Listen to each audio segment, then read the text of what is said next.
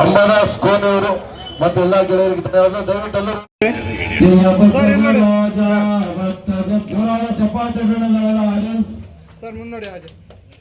Okay, ಧನ್ಯವಾದಗಳು. ಈಗ ಎಲ್ಲರೂ ಪಾದಾಪುರ ಮಾಡ್ತಾರೆ. ಸರ್ವ ರಕ್ಷಾ ಈ ಒಂದು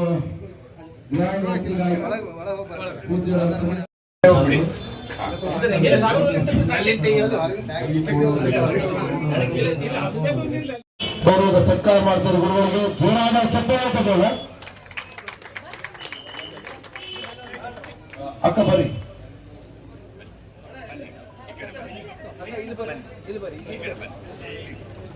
ಜಯ ಬಸವರಾಜ ಭಕ್ತಜನ. ಈಗ ನಮ್ಮ ಸೂರ್ಯಕಾಂತ್ ನಾಗಮರ್ಪಳ್ಳಿ ಅಣ್ಣಾಜಿ ಅವರಿಗೆ ರಾಜ್ಕುಮಾರ್ ಬಿರಾದ್ ಅವರಿಗೆ ಜೋರಾದ ಚಪ್ಪಾಳೆ. ಸೋಮನಾಥ್ ಪಾಟೀಲ್ಜಿ ಅವರಿಗೆ ಜೋರಾದ ಚಪ್ಪಾಳೆ ಅವರಿಗೆ ಆತ್ಮೀಯ ಸನ್ಮಾನ ಸತ್ಕಾರ ಆಗ್ತಾರೆ.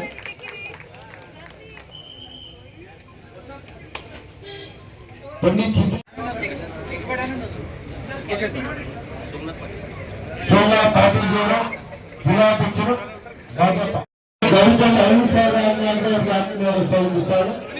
ಇನ್ಶೂರೆನ್ಸ್ ಮಾಡಿದ ತಕ್ಷಣ ಒಂದು ತಿಂಗಳಲ್ಲಿ ಅವ್ರಿಗೆ ದುಡ್ಡು ಸಿಕ್ತು. ಮತ್ತೆ ಅವನು ಕಿಚನ್ ಸ್ಟಾರ್ಟ್ ಆಯ್ತು, ಬೇಕರಿ ಸ್ಟಾರ್ಟ್ ಆಯ್ತು, ಅವನು ಮನೆತನ ನಡೆಯಕ್ಕಾಯ್ತು, ಮತ್ತೆ ಸಾಲ ಮಾಡ್ಕೊಳಕಂತ ಪರಿಸ್ಥಿತಿ ಬರಲಿಲ್ಲ. So insurance is very important in life.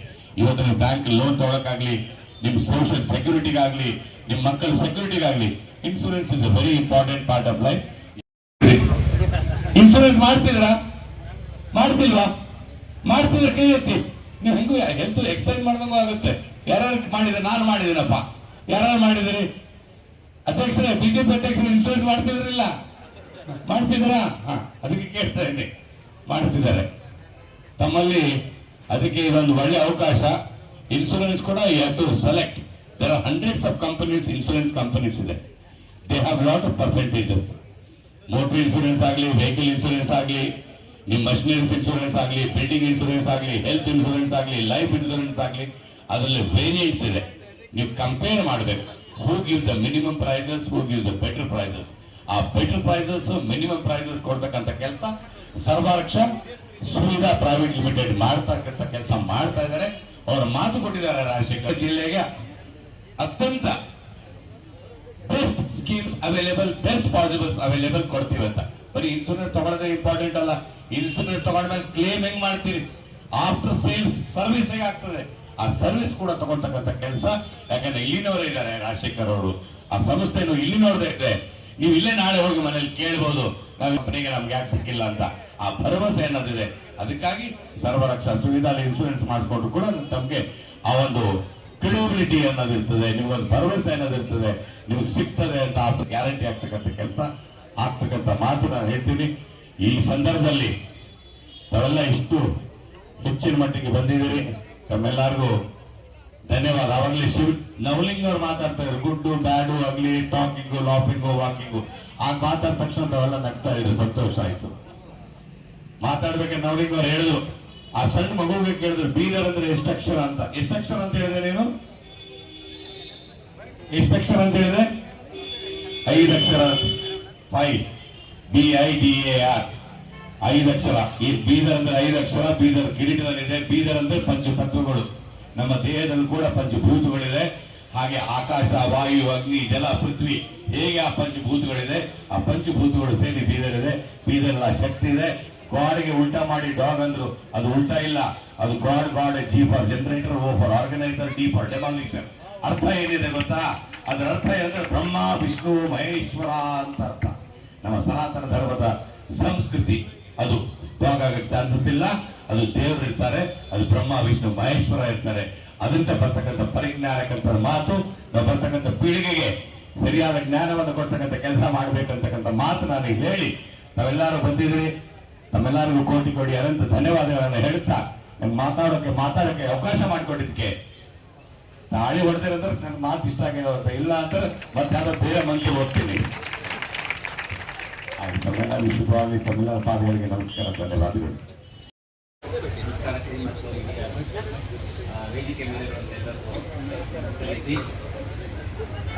ಎಲ್ಲ ಹೇಳಿದ್ದಾರೆ, ಹಿರಿಯರೆಲ್ಲ ಹೇಳಿದ್ದಾರೆ ಇನ್ಶೂರೆನ್ಸ್ ಬಗ್ಗೆ. ಆದರೆ ನಾನು 2 ಅಂಶ ಮಾತ್ರ ಹೇಳ್ತೀನಿ. ತಾಂತ್ರಿಕವಾದ ವಿಷಯ ಇದು. ಸಮಾಜ ಸೇವೆ ಅಂತ ತುಂಬಾ ದೊಡ್ಡ ಶಬ್ದ. ಸಮಾಜ ಸೇವೆ ಮಾಡೋದು ತುಂಬಾ ದೊಡ್ಡದು.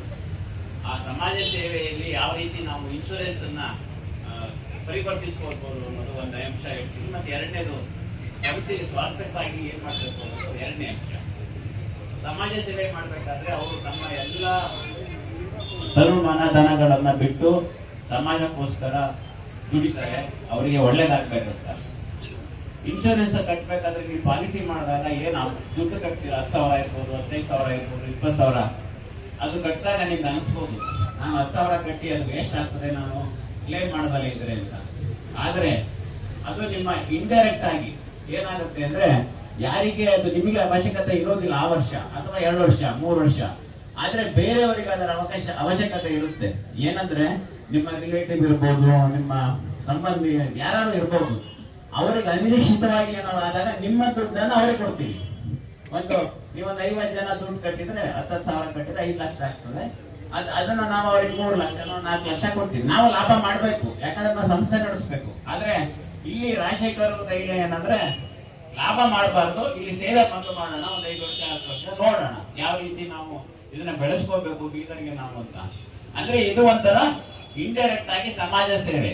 ಯಾಕೆ ಅಂದ್ರೆ ಜನ ನನ್ನ ಹತ್ರ ಪ್ರಶ್ನೆ ಕೇಳೋದು, ನಾನು ಇವತ್ತು ದುಡ್ಡು ಕಟ್ತೀನಿ, ನಾನೇನು ಕ್ಲೇಮೇ ಮಾಡೋದಿಲ್ಲ. ದೇವರು ನಿಮಗೆ ಚೆನ್ನಾಗಿಟ್ಟಿದ್ದಾನೆ, ನಿಮಗೆ ಯಾವುದು ತೊಂದರೆ ಇಲ್ಲದಲ್ಲ ಇದ್ರೆ ನೀವು ಅದನ್ನ ಅದು ಕರುಣೆ ನೀವೇನು ಬೇರೆಯವರಿಗೆ ತೋರಿಸ್ಬೋದು, ಈ ಮೂಲಕ ನೀವು ತೋರಿಸ್ಬೋದು. ಸೊ ಕೆಲವರು ಪ್ರಶ್ನೆಗಳಿಗೆ ತುಂಬಾ ಪ್ರಶ್ನೆಗಳಿದಾವೆ. ನಾನು 10 ವರ್ಷಕ್ಕೆ 1 ಲಕ್ಷ ಕಟ್ಬಿಟ್ಟೆ ಅಂತ. ಆದ್ರೆ ನಿಮ್ಮ ರಿಲೇಟಿವ್ಸ್ ಫ್ರೆಂಡ್ಸ್ ಅದನ್ನ ಉಪಯೋಗಿಸ್ಕೊಂಡಿರ್ತಾರೆ. ಎರಡನೇ ಅಂಶ ಏನಂದ್ರೆ ಸ್ವಾರ್ಥ. ಯಾಕಂದ್ರೆ ನಾವು ತುಂಬಾ ಸರಿ ಹೇಳ್ತೀವಿ ಸ್ವಾಮಿ ಕಾರ್ಯ ಸ್ವಕಾರ್ಯ ಅಂತ. ಸೊ ಈ ಏನು ಇನ್ಶೂರೆನ್ಸ್ ಮಾಡುತ್ತೀವಿ, ಮೋಟಾರ್ ಇನ್ಶೂರೆನ್ಸ್ ಮಾಡುತ್ತೀವಿ, ಥರ್ಡ್ ಪಾರ್ಟಿ ಇನ್ಶೂರೆನ್ಸ್ ಅಂತ ಹೇಳ್ತೀವಿ. ಥರ್ಡ್ ಪಾರ್ಟಿ ಅಂದ್ರೆ ಈ ನೀವು ಅಮೌಂಟ್ ಏನ್ ಕಟ್ತೀರ ಅದು ಸ್ವಲ್ಪ 10,000 ಕಟ್ಟಿದ್ರೆ ನಿಮ್ಮ ವೆಹಿಕಲ್ಗೆ ಇನ್ನೊಂದು 1,000 2,000 ಜಾಸ್ತಿ ತಗೋತೀವಿ. ಈ ರೋಡಲ್ಲಿ ಹೋಗ್ಬೇಕಾದ್ರೆ ಯಾರಿಗೋ ಬುದ್ಧಿ ಇಟ್ಕೊಂಡು ಕೇಸ್ ಮಾಡಿರ್ತಾರೆ, ಅವರಿಗೆ ಅವ್ರು ಇನ್ಶೂರೆನ್ಸ್ ಮಾಡಿಸಿರೋದಿಲ್ಲ. ಆದ್ರೆ ಏನಾಗುತ್ತೆ ಅಂದ್ರೆ ಅವರಿಗೆ ಅದೇನಾದ್ರು ನಾವು ಅಥವಾ ಅವ್ರಿಗೆ ಕೆಲಸ ಮಾಡ್ತಾರೆ ಇದ್ದಾಗ ಅವರಿಗೆ ನಾವು ಎನ್ಕರೇಜ್ಮೆಂಟ್, ಸೋಷಿಯಲ್ ಎನ್ಕರೇಜ್ಮೆಂಟ್ ಅಂತೀವಿ. ಇದಕ್ಕೆ ಸಮಾಜದಲ್ಲಿ ಅವರಿಗೆ ಒಂದು ಸಪೋರ್ಟ್ ಕೊಡ್ತೀವಿ ನಾವು.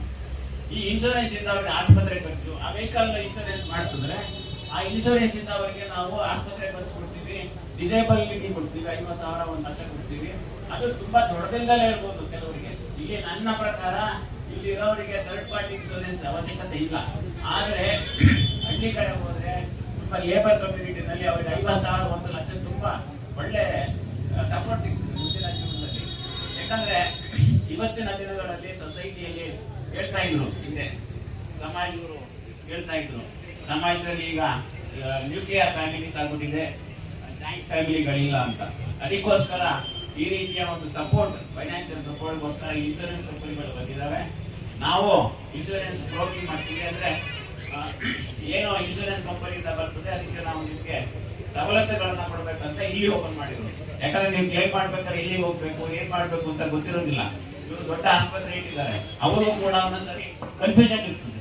ಅದಕ್ಕೋಸ್ಕರ ನಮ್ಗೆ ಇಲ್ಲಿ ಸಪೋರ್ಟ್ ಕೊಡ್ಲಿಕ್ಕೆ ಅವ್ರು ರಾಜಶೇಖರ್ ಕಂಪನಿ ಮಾಡ್ಬೇಕಂತೇಳಿ ನಾವು ಸ್ಟಾರ್ಟ್ ಮಾಡ್ತೀವಿ. ಇದಕ್ಕೆ ತಮ್ಮೆಲ್ಲರ ಸಹಕಾರ ಬೇಕು, ಮತ್ತೆ ಹಿರಿಯರ ಆಶೀರ್ವಾದ ಬೇಕಾಗ್ತದೆ. ಅದಕ್ಕೋಸ್ಕರ ನಾನು ತಮ್ಮಲ್ಲಿ ಕೇಳ್ಕೊಡೋದೇನಂದ್ರೆ ಇನ್ಶೂರೆನ್ಸ್ ಇದನ್ನ ಖರ್ಚು ಕೊಡಬೇಡಿ, ನಿಮ್ಮ ಸೇಫ್ಟಿಗೋಸ್ಕರ, ಬೇರೆಯವರ ಸೇಫ್ಟಿಗೋಸ್ಕರ ಮಾಡೋದು ತಿಳ್ಕೊಂಡು ನಮಗೆ ಸಹಕಾರ ತಿಳ್ಬೇಕಂತ ಕೇಳ್ಕೊಂಡು ನನಗೆ ಮಾತಾಡ್ಲಿಕ್ಕೆ ಅವಕಾಶ ಕೊಟ್ಟಿದ್ದಕ್ಕೆ ನಮಗೆಲ್ಲ ವಂದಿಸ್ತೀನಿ. Sarvaraksha Suvidha private limited general insurance ನ ಸಾನ್ನಿಧ್ಯ ಹಾಗೂ ನೇತೃತ್ವ ವಹಿಸಿದ ಪೂಜ್ಯ ಗುರುಬಸವಲಿಂಗ ಪಟ್ಟೇದವರ ಪಾದಕ್ಕೆ ನಮಸ್ಕರಿಸಿ, ಈ ಒಂದು ಕಾರ್ಯಕ್ಕೆ ಉಪಸ್ಥಿತ ಸ್ನೇಹಿತರು, ಸಹೋದರರು, ಬೀದರ್ನ ಡಾಕ್ಟರ್ ಗುರುಪಾದಪ್ಪ ನಾಗವರಪಳ್ಳಿ ಆಸ್ಪತ್ರೆಯ ಅಧ್ಯಕ್ಷರು, ಆತ್ಮೀಯರಾದ ಸೂರ್ಯಕಾಂತ್ ನಾಗವರಪಳ್ಳಿಜಿಯವರೇ, ಪಂಡಿತ್ ಚಿದ್ರಿ ಅಣ್ಣವರೇ, ನಮ್ಮ ಇನ್ಶೂರೆನ್ಸ್ನ ಅಧಿಕಾರಿಯವರೇ, ಹೇಮಂತ್ ಸರ್ ಅವರೇ, ನವಲಿಂಗ್ ಅವರೇ, ಹಾಗೂ ನೌಕರ ಸಂಘದ ಅಧ್ಯಕ್ಷರು ಸೋಮಶೇಖರ್ ಚಿದ್ರಿ ಅವರೇ, ರಾಜಶೇಖರ್ ಚಿದ್ರಿ ಅವರೇ, ನಮ್ಮ ಯುವ ನಾಯಕರು ಆದ ಬಸವರಾಜ್ ಕನಾಳೆ ಅವರೇ, ಇನ್ನೊಬ್ಬರು ಯುವ ನಾಯಕರಾದ ಸಂದೀಪ್ ಚಿದ್ರಿ ಅವರೇ, ಹಾಗೂ ಎಲ್ಲ ಇನ್ಶೂರೆನ್ಸ್ನ ನಿರ್ದೇಶಕರೇ, ಉಪಸ್ಥಿತರ ಎಲ್ಲ ಗಣ್ಯ ವ್ಯಕ್ತಿಗಳೇ ಹಾಗೂ ಶ್ರದ್ಧೆಯ ತಾಯಂದಿರೇ, ಹಾಗೂ ನಮ್ಮ ಪಕ್ಷದ ಅಧ್ಯಕ್ಷರಾದ ಸೋಮನಾಥ್ ಪಾಟೀಲ್ ಜಿ ಅವರೇ, ಎಲ್ಲ ಮಾಧ್ಯಮದ ಮಿತ್ರರೇ, ಇವೊಂದು ಇನ್ಶೂರೆನ್ಸ್ ಕಂಪ್ನಿ ನಾವು ಯಾವಾಗಲೂ ನ್ಯಾಷನಲ್ ಇನ್ಶೂರೆನ್ಸ್ ಮತ್ತೆ ಓರಿಯೆಂಟಲ್, ಸ್ಟಾರ್ ಈ ತರ ಹಲವು ಇನ್ಶೂರೆನ್ಸ್ಗಳು ನಾವು ನೋಡಿದ್ವಿ. ಇದು ಬೆಂಗಳೂರಲ್ಲಿ ಕೂಡ ಸರ್ವಕ್ಷ ಸುವಿಧಾ ಬಹಳಷ್ಟು ಎಲ್ಲರೂ ಇನ್ಶೂರೆನ್ಸ್ ಮಾಡಿಸ್ತಾ ಇದ್ದಾರೆ. ನಮ್ಮ ಬೀದರ್ದಲ್ಲಿ ಇದು ಬ್ರಾಂಚ್ ಸ್ಥಾಪನೆ ಮಾಡಿದಕ್ಕೆ ನಾವು ರಾಜಶೇಖರ್ ಅವರಿಗೆ, ಅವರೆಲ್ಲ ಸ್ನೇಹಿತರಿಗೆ, ಬಸವರಾಜ್ ಕರಾಳಿ ಅವರಿಗೆ, ಬೀದರ್ ನಗರದಿಂದ ಎಲ್ಲರಿಗೂ ಧನ್ಯವಾದ ಅರ್ಪಿಸ್ತೀನಿ. ಅವರೆಲ್ಲ ಕೂತ್ಕೊಂಡು ಇದರ ಇನ್ಶೂರೆನ್ಸ್ ಎಷ್ಟು ಪ್ರಾಮುಖ್ಯತೆ ಇದೆ ಅಂತ ನಾನು ಹೇಳಕ್ ಇಷ್ಟಪಡ್ತೀನಿ. ನಾವು ಕೂಡ 2020ರಲ್ಲಿ ಕೋವಿಡ್ ಆಗಿತ್ತು. 2021 ಆಸ್ಪತ್ರೆಗಿದ್ದು ಒಂದಿನ 35,000 ಅಷ್ಟೇ ಕಟ್ಟಿದ್ದೆ. ನಾವು 10 ಲಕ್ಷ ರೂಪಾಯಿ ಗೌರ್ಮೆಂಟ್ ಇನ್ಶೂರೆನ್ಸ್ ಕಂಪ್ನಿ ಪೇಮೆಂಟ್ ಮಾಡ್ತೀವಿ. ಮನೆ ಕೂಡ ನಮ್ಮ ರಿಲೇಟಿವ್ ಅಲ್ಲಿ ಒಂದು ಆಸ್ಪತ್ರೆಯಲ್ಲಿ ಅಡ್ಮಿಟ್ ಆಗಿದ್ರು. ಅವರು 35,000 ಕೊಟ್ಟರು ನಮ್ಮ ನಿಕಟದ. ಅವರಿಗೆ 6 ಲಕ್ಷ ರೂಪಾಯಿ ಬಂತು. ಎಷ್ಟು ಆಸ್ಪತ್ರೆ, ಎಲ್ಲ ಆಸ್ಪತ್ರೆ ವೆಚ್ಚವನ್ನು ಇನ್ಶೂರೆನ್ಸ್ ಕಂಪ್ನಿ. ನಾವು ಇನ್ಶೂರೆನ್ಸ್ ಮಾಡ್ತೇವೆ, ರಿಟರ್ನ್ ಬರಲ್ಲ ಅಂತಿಲ್ಲ. ಇದು ರಿಟರ್ನ್ ತಗೋಬೇಕಾದ್ರೆ ಆಪರೇಷನ್ ಮಾಡ್ಕೋಬೇಕಾಗ್ತದೆ. ಬೇರೆ ರಿಟರ್ನ್ಗಳು ಹಂಗೆ ಬರ್ತಾವ. ಇದು ನಮ್ಗೆ ಏನಾರ ಆದ್ರೆ ಅಷ್ಟೇ ರಿಟರ್ನ್ ಬರ್ತಾವ. ಅದಕ್ಕೆ ಯಾವಾಗ ಮನುಷ್ಯನಿಗೆ ಯಾವಾಗ ಏನಾಗ್ತದೆ ಇದ್ದಿದ್ದ ಗೊತ್ತಾಗ್ತಾ ಇಲ್ಲ. ಯಾಕಂದ್ರೆ ನಮ್ಗೆ ಇವತ್ತಿನ ಸ್ಟ್ರೆಸ್ಫುಲ್ ಲೈಫ್, ಬಿಸಿ ಲೈಫ್ದಾಗ 36, 40, 42 ದಿನನಿತ್ಯ ಹಾರ್ಟ್ ಅಟ್ಯಾಕ್ ಆಗತ್ತ ನೋಡ್ತಾ ಇದ್ದೀವಿ ರಾಜ್ಯ ದೇಶದಲ್ಲಿ. ಅದಕ್ಕೆ ನಮ್ಮ ಇನ್ಶೂರೆನ್ಸ್ ನಾವು ಮಾಡಿಸ್ಕೊಂಬೋದು ಬಹಳ ಮುಖ್ಯ. ಯಾಕೆ ಇದ್ದಿದ್ದ ನಮ್ಗೆ ಏನೇ ಆಗಲ್ಲಪ್ಪ, ನಾವು ಬಹಳ ಮಜಬೂತ್ ಇದ್ದ ಅಂದ್ರೆ ಬಿ ಅದು ಯಾವಾಗ ಏನಾಗ್ಬೇಕು, ಭಗವಂತ ಯಾವಾಗ ಏನ್ ಮಾಡ್ಬೇಕು ಮಾಡೇ ಮಾಡ್ತಾರ ನಮ್ಮೆಲ್ಲರಿಗೂ. ಅದಕ್ಕೆ ನಾವು ಇನ್ಶೂರೆನ್ಸ್ ಮಾಡ್ಕೋಬೇಕು. ಅದು ನಮ್ಮವರೇ ಇನ್ಶೂರೆನ್ಸ್ ತೆಗ್ದಾರ ಅಂದ್ರ ಬಹಳ ಅತಿ ಖುಷಿ. ಪೇಮೆಂಟ್ ಗ್ಯಾರಂಟಿ ಇರ್ತದೆ ಲೋಕಲ್ದವ್ರು ಇದ್ದರು. ಅದಕ್ಕೆ ನಾವೆಲ್ಲರಿಗೆ ಗ್ಯಾರಂಟಿ ಇರ್ತದೆ. ಅದು ನಮ್ಮವ್ರಿಗೆ ಬೆಳೆಸೋದು ಮುಖ್ಯ. ನಾವು ನಮ್ಮವ್ರು ಇಂತ ದೊಡ್ಡ ಇನ್ವೆಸ್ಟ್ಮೆಂಟ್ ಮಾಡಿ ಇನ್ಶೂರೆನ್ಸ್ ಕಂಪ್ನಿ ತೆಗ್ದಾರ ಅಂದ್ರ ನಾವು ಹೆಮ್ಮೆಲಿಂದ ಅವ್ರಿಗೆ ಬೆಳೆಸ್ಬೇಕು. ಬೇರೆ ಬೇರೆ ಮಲ್ಟಿನ್ಯಾಷನಲ್ ಕಂಪ್ನೀಸ್ ಬೇರೆ ರಾಜ್ಯ ಹೊರದಿಂದ ಬಂದು ಇಲ್ಲಿ ಇನ್ಶೂರೆನ್ಸ್ ಕಂಪ್ನಿ ತಗೊಂಡು ಅವರು ಈ ಕ್ರಾಪ್ ಇನ್ಶೂರೆನ್ಸ್ ಅದ ಕೋಟಿಗಟ್ಟಲೆ ದುಡ್ಡು ವರ್ಷ 200-300 ಕೋಟಿ ಲಾಭ ಆಗ್ತದೆ. ಅವರು ಮಲ್ಟಿನ್ಯಾಷನಲ್ ಕಂಪ್ನಿ ಹೊರ ರಾಜ್ಯದಿಂದ ಬಂದು ಇಲ್ಲಿ ಇನ್ಶೂರೆನ್ಸ್ ಮಾಡ್ತಾರೆ. ಈ ನಮ್ಮೂರಲ್ಲಿ ಇನ್ಶೂರೆನ್ಸ್ ತೆಗೆದ ಅವರಿಗೂ ಕೂಡ ಲಾಭ ಆಗೋದು. ನಾವೆಲ್ಲ ಬೀದರ್ ನಗರದ, ಬೀದರ್ ಜಿಲ್ಲೆದವರು ನಾವು ಅವ್ರಿಗೆ ಸಹಾಯ ಮಾಡ್ಬೇಕನ್ನ ವಿನಂತಿ ಮಾಡ್ಕೋತೀನಿ. ಅದಾದ್ರೆ ಅವರು ಕೂಡ ಬೆಳೀತಾರೆ, ದೊಡ್ಡ ಹೆಮ್ಮರವಾಗಿ ಬೀದರ್ನ ಹೆಸರು ಮಾಡ್ತಾರೆ. ಅದಕ್ಕೆ ಅವರು ನಮ್ಮ ರಾಜಶೇಖರ್ ಆಗಲಿ, ಸಂದೀಪ್ ಆಗಲಿ, ನಮ್ಮ ಬಸವರಾಜ್ ಆಗ್ಲಿ, ಅವ್ರಿಗೆಲ್ಲರಿಗೆ ನಾವೆಲ್ಲರೂ ಬೆಳೆಸ್ಬೇಕು. ನಾವು ಕೂಡ ಹೆಲ್ತ್ ಇನ್ಶೂರೆನ್ಸ್ ಆಗ್ಲಿ, ವೆಹಿಕಲ್ ಇನ್ಶೂರೆನ್ಸ್ ಆಗ್ಲಿ, ಇಂಡಸ್ಟ್ರಿ ಇನ್ಶೂರೆನ್ಸ್ ಆಗ್ಲಿ, ಎಲ್ಲ ಇತ್ತೀಚಿಂದ ಎದಕ್ಕೂ ಇನ್ಶೂರೆನ್ಸ್ ಮಾಡಿಸ್ಬೇಕಾಗ್ತದೆ. ಆ ಇನ್ಶೂರೆನ್ಸ್ ನಾವು ಮಾಡೋ ಮುಖಾಂತರ ಅವ್ರ ಕಂಪ್ನಿ ನಾವು ಬೆಳೆಸೋಣ, ಉಳಿಸೋಣ ಅಂತ ಹೇಳಿ ನನ್ನನ್ನು ಕರೆದು ಮಾತಾಡಲಿಕ್ಕೆ ಅನು ಮಾಡಿಕೊಟ್ಟಿದ್ದ ಈ ಒಂದು ಸಂಸ್ಥೆ ಅಧ್ಯಕ್ಷರ ಪದಾಧಿಕಾರಿಗಳಿಗೆ, ವೇದಿಕೆ ಮತ್ತೆ ಎಲ್ಲ ಪೂಜ್ಯರಿಗೆ ಧನ್ಯವಾದ ಅರ್ಪಿಸ್ತೀನಿ. ಜೈ ಹಿಂದ್, ಜೈ ಕರ್ನಾಟಕ. ಬಂದು ಆಶೀರ್ವಾದ ಮಾಡಿ ಹಾಗೂ ನಮ್ಮ ನೆಚ್ಚಿನ ಶಾಸಕರಾದಂಥ ಡಾಕ್ಟರ್ ಶೈಲೇಂದ್ರ ಬಲ್ದಾಳೆ ಅವರು ಹಾಗೂ ಸೂರ್ಯಕಾಂತ್ ನಾಗಬಾರ್ಬಳ್ಳಿ ಅವರು ಹಾಗೂ ಹೇಮಂತ್ ಕುಮಾರ್ ಅವರು, ಈ ಮತ್ತು ರಾಜಶೇಖರ್ ಅವರ ಎಲ್ಲ ಅವರ ಟೀಮಿನ ಎಲ್ಲ ಮುಖಂಡರುಗಳು ಸೇರಿ ನಮ್ಮ ಬೀದರ್ ಜಿಲ್ಲೆಗೆ ಒಂದು ಇನ್ಶೂರೆನ್ಸ್ ಕಂಪನಿಯನ್ನ ಓಪನ್ ಮಾಡೋದು ಇದೇನು ಸಣ್ಣ ಮಾತಲ್ಲ. ಯಾಕಂದ್ರೆ ನಿಮ್ಗೆಲ್ಲ ಗೊತ್ತಿದೆ, ಈಗಾಗಲೇ ಒಂದು ವೈಬ್ ಅಂತ ಹೋಟೆಲ್ ತೆರೆದಿದ್ದಾರೆ. ಈಗ ಬೀದರ್ದಲ್ಲಿ ಯಾರಾದ್ರೂ ದೊಡ್ಡ ದೊಡ್ಡ ಲೀಡರ್ಸ್ಗಳು, ದೊಡ್ಡ ದೊಡ್ಡ ಬಿಸಿನೆಸ್ ಮ್ಯಾನ್ ಬಂದ್ರೆ ಇಲ್ಲಿ ಎಲ್ಲಿ ಬೇಕ್ರಿ ಬೀದರ್ಗೆ ಆಗಲ್ಲ, ನಾವು ಹೈದರಾಬಾದ್ ಹೋಗಿ ಹಾಲ್ಟ್ ಮಾಡ್ತೀವಿ ಅಥವಾ ಹೈದರಾಬಾದ್ ಹಾಲ್ಟ್ ಮಾಡಿ ಬೆಳಗ್ಗೆ ಬೀದರ್ಗೆ ಬರ್ತೀವಿ ಅಂತಕ್ಕಂಥ ಒಂದು ಮಾತು ಇತ್ತು. ಈಗ ಯಾವುದೇ ಕಾರ್ಯಕ್ರಮ ಆದ್ರೆ ಬಿ ಒಂದು ಹಾಲ್ಟ್ ಇಲ್ಲೇ ಮಾಡ್ತಾ ಇದ್ದಾರೆ. ಅವಾಗ ಹೇಳಿದ್ರು ಇಂಥ ದೊಡ್ಡ ಹೋಟೆಲ್ ಬೀದರ್ದಾಗ ಏನ್ ನಡೆದಿದ್ವಿ ಅಂತ. ಅಂದ್ರೆ ಬೀದರ್ದಲ್ಲಿ ಒಂದು ಇಂಥದ್ದು ಏನಾದ್ರೂ ಒಂದು ಸಂಸ್ಥೆ ತೆಗಿಬೇಕಾದ್ರೂ ಕೂಡ ಬಹಳ ರಿಸ್ಕ್ ಇರ್ತದ. ಆ ರಿಸ್ಕ್ ನಂತ ಎರಡನೇ ರಿಸ್ಕ್ ಅನ್ನ ರಾಜಶೇಖರ್ ಪಾಟೀಲ್ ಮತ್ತು ರಾಜಶೇಖರ್ ಅವರು, ಚಿದ್ರಿ ಅವರು ಮತ್ತು ಅವ್ರ ಟೀಮಿನವ್ರು ಎಲ್ಲ ತಗೊಂಡಿದ್ರಿ.